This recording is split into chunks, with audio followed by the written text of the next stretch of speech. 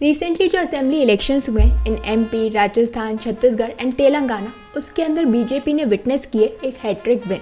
तो क्या इसका मतलब ये है कि 2024 के अंदर जो लोकसभा इलेक्शंस होने वाले हैं उसमें भी बीजेपी ही जीतने वाली है? और ऐसा हम इसलिए सोच रहे हैं क्योंकि इस समय बीजेपी की जो गवर्नमेंट है it is in 12 states of the country which are Uttar Pradesh, Madhya Pradesh, Rajasthan, Gujarat, Assam, Chhattisgarh, Haryana, Uttarakhand, Tripura, Manipur, Goa and Arunachal Pradesh. और इसके अलावा जो अलायंस गवर्नमेंट है it is in Maharashtra, Meghalaya, Nagaland और सिक्किम।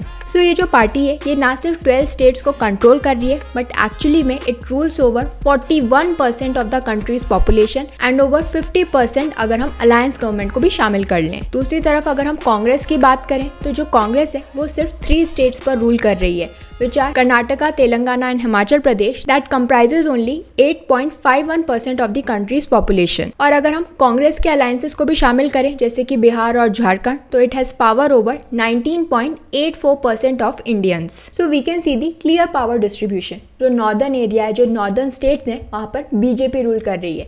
लेकिन जब हम साउथ इंडिया की बात करती है, साउथर्न स्टेट्स की बात करते हैं तो वहाँ की जो पॉलिटिक्स है उसे बीजेपी अभी भी डिकोड नहीं कर पाई है। और इसके रीजंस क्या हैं वो ही हम आज के वीडियो में समझेंगे। तो जो 5 साउदर्न स्टेट्स की मैं बात कर रही हूँ it includes Tamil Nadu, Kerala, Andhra Pradesh, Telangana and Karnataka. ये जो सारे स्टेट्स हैं they have a vague sameness about them and a clear distinction from the north. इन सभी स्टेट्स के अपने एथनिक डिस्कॉर्ड्स हैं within the states which are caste and religious divisions. और शायद यही रीज़न है कि जब प्राइम मिनिस्टर नरेंद्र मोदी तमिलनाडु के अंदर गए थे, कैंपेनिंग के लिए गए थे, तो वहाँ पर उन्हें इंग्लिश बोलनी पड़ी।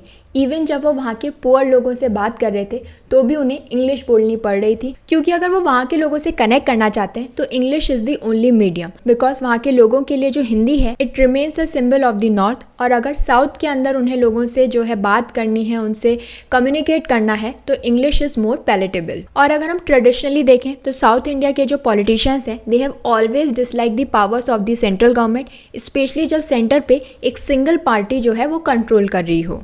तो अब हम बात कर लेते हैं उन रोड ब्लॉक्स के बारे में जिसकी वजह से जो बीजेपी है वो साउथ के अंदर एंटर नहीं कर पा रही है, जिसके काफ़ी सारे रीजंस हैं जैसे कि geographic, religious and emotional reasons. अगर हम हिस्ट्री के अंदर जाके देखें तो बीजेपी का जो एल्मा मैटर है विच इज राष्ट्रीय स्वयं सेवक संघ, जिसे हम RSS के नाम से जानते हैं, they had a very less presence in southern India. और उनकी जो प्रेजेंस थी भी वो लिमिटेड थी to certain urban pockets with कार्यकर्ताज reaching out to only like minded people. और जब RSS कैंपेन भी करता था तो उसका जो ऑब्जेक्टिव था, जो मेन पर्पस था, वो अपने ट्रेडिशन पे स्टिक रहता था और वो ये था दैट मिनिमाइजिंग अदर रिलीजन्स। वो सिर्फ अपने ऑब्जेक्टिव पे ही काम कर रहे थे साउदर्न स्टेट्स के अंदर। और क्योंकि जो बीजेपी है वो कन्वर्जन टू क्रिश्चियनिटी और हॉस्टिलिटी रखता है टुवर्ड्स इस्लाम, इसी वजह से वो साउथ के लोगों से ज़्यादा कनेक्ट नहीं कर पा रहे हैं। क्योंकि अगर हम साउथ की पॉलिटिक्स देखें तो वहाँ की पॉलिटिक्स में अगर हम रिलीजन को बेसिस बना रहे हैं तो वो बेसलेस है, किसी काम का नहीं है। साउथ में हमेशा से जो इलेक्टर्स हैं वो ज़्यादा इन्फ्लुएंस रहते हैं from cash for votes, cinema, liquor and cult political personalities. तो वहाँ पर इस तरीके से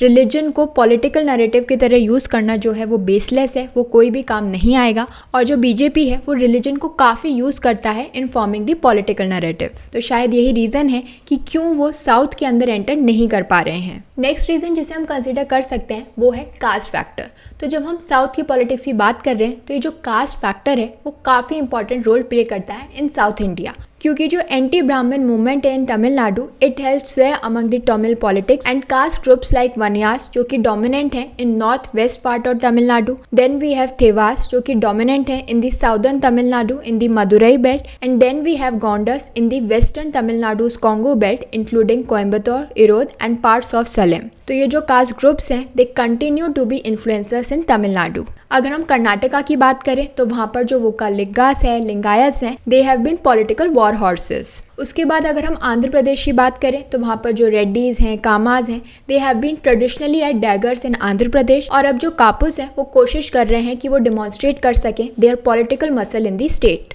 एंड लास्टली जो केरला है वहाँ की जो पॉलिटिकल केमिस्ट्री है it works on the lines of communist and anti communist led by the Congress. So we can see कि साउदर्न स्टेट्स के अंदर रिलीजन इतना मैटर नहीं करता, बट वहाँ पर जो कास्ट है, जो लोकल डिस्ट्रीब्यूशन है पीपल का, वो बहुत मैटर करता है। और यही रीज़न है कि साउथ इंडिया के अंदर जो रीजनल पार्टीज़ हैं, they have a deep rooted connection with the local population, और वही समझ सकते हैं कि वहाँ के लोगों की क्या स्पेसिफिक नीड्स हैं, क्या एस्पिरेशंस हैं। और क्योंकि वहाँ की जो पॉलिटिक्स है वो काफ़ी लोकल लोगों पे डिपेंडेंट है, तो जो बीजेपी है वो इसे पेनिट्रेट नहीं कर पा रही है, क्योंकि ये जो स्ट्रॉन्ग रीजनल पार्टीज़ हैं वो ही सिर्फ इन रीजनल इश्यूज़ को एड्रेस कर पाती हैं, वहाँ के लोगों के सेंटिमेंट्स को समझ पाती हैं, which makes it challenging for BJP. इसके अलावा जो लिंग्विस्टिक और कल्चरल डाइवर्सिटी है वो तो है ही, वहाँ के लोगों को हिंदी नहीं समझ में आती है। उनके लिए जो हिंदी है वो सिर्फ नॉर्थ का पूरा एरिया है, सिर्फ नॉर्थ के लोग जो हैं वो हिंदी बोलते हैं। अगर हमें उनसे बात करनी है, उनकी प्रॉब्लम्स को समझना है, तो उनकी भाषा में उनसे बात करनी पड़ेगी, उनसे कनेक्ट करनी पड़ेगी, उनके कल्चर को समझना पड़ेगा, जो कि नॉर्दर्न इंडिया से काफ़ी डिफरेंट है। इसके अलावा जो साउथ इंडिया के स्टेट्स हैं वो प्रायोरिटाइज करते हैं वेलफेयर पॉलिसीज़ और सोशल डेवलपमेंट को, और यही रीज़न है कि क्यों जो ह्यूमन डेवलपमेंट इंडिकेटर्स हैं वो साउथ इंडिया के अंदर बेटर है as compare to north India. और जब ऐसे केसेस में बीजेपी की आइडियोलॉजी की बात होती है, तो जो बीजेपी है वो एम्फेसाइज करती है on economic development and Hindutva ideology, जो कि अलाइन नहीं करती है with the social priorities of the south Indian voters. इसके अलावा जो बीजेपी है वो बार बार ये कोशिश करती है, बताने की कोशिश करती है कि जो हिंदी है it is the national language of the country, जबकि अगर हम साउथ इंडियन स्टेट्स की बात करें तो उनके लिए जो है ये हिंदी बहुत ही खतरा उन्हें नज़र आने लगता है, क्योंकि उनके लिए जो उनकी लैंग्वेज है, जो उनकी रीजनल लैंग्वेज है, वो बहुत उनको प्यारी है, वो उससे कनेक्ट करते हैं। और जब ऐसी बातें आती हैं तो उन्हें डर लगता है कि उनकी जो अपनी ऑटोनॉमी है, उनकी जो अपनी आइडेंटिटी है, अपनी लैंग्वेज से जो उनका कनेक्शन है वो ख़त्म हो जाएगा because of BJP. Because South India has a strong sense of regional identity and a history of asserting its autonomy from the central government. और दूसरी तरफ जो बीजेपी है वो एक सेंट्रलाइज्ड अप्रोच लेके चलती है और फोकस करती है ऑन नेशनल यूनिटी। और यही रीज़न है कि जो साउथ इंडियन वोटर्स हैं जो कि प्रायोरिटाइज करते हैं रीजनल इंटरेस्ट को, वो बीजेपी के साथ रेजोनेट नहीं कर पाते, कनेक्ट नहीं कर पाते हैं। तो वी कैन से कि साउथ इंडिया के अंदर जो है लीडरशिप, लोकल लीडरशिप बहुत ही इंपॉर्टेंट है। वहाँ पर काफ़ी सारे इन्फ्लुएंशियल लीडर्स रहे हैं, कैरिज्मेटिक लीडर्स रहे हैं, जो कि लोगों की प्रॉब्लम्स को समझते हैं, उनसे डील करते हैं। और वहीं जो बीजेपी है, अभी तक वो कोई भी ऐसा कैंडिडेट खड़ा नहीं कर पाई है जिसे लोग एज अ इन्फ्लुएंशियल पर्सन देखें, और वहीं पर वो पार्ट लैकिंग है। बीजेपी ऐसा कोई लीडर क्रिएट नहीं कर पाई है जो कि डायरेक्टली वहाँ के लोगों से उनकी भाषा में, उनके कल्चर को समझ सके, उनको इन्फ्लुएंस कर सके कि हाँ यही वो इंसान है जो हमारी सारी प्रॉब्लम्स जो है वो रिजॉल्व कर पाएगा। सो यही कुछ रीजंस हैं कि क्यों जो बीजेपी है वो साउदर्न स्टेट्स को डिकोड नहीं कर पा रही है, वहाँ की जो लोकल प्रॉब्लम्स है वो नहीं समझ पा रही है, क्योंकि जो बीजेपी है वो एक ओवरऑल अप्रोच लेके चलती है, जबकि जो साउदर्न स्टेट्स हैं उनके लिए जो उनकी रीजनल प्रॉब्लम्स हैं, जो उनकी लिंग्विस्टिक प्रॉब्लम्स हैं, वो ज़्यादा ज़रूरी हैं। And this is the reason that why it becomes difficult for the party, for the BJP to connect with voters and gain their support. So I hope this information was helpful to all of you. Please do like, share and subscribe to my channel. Thank you.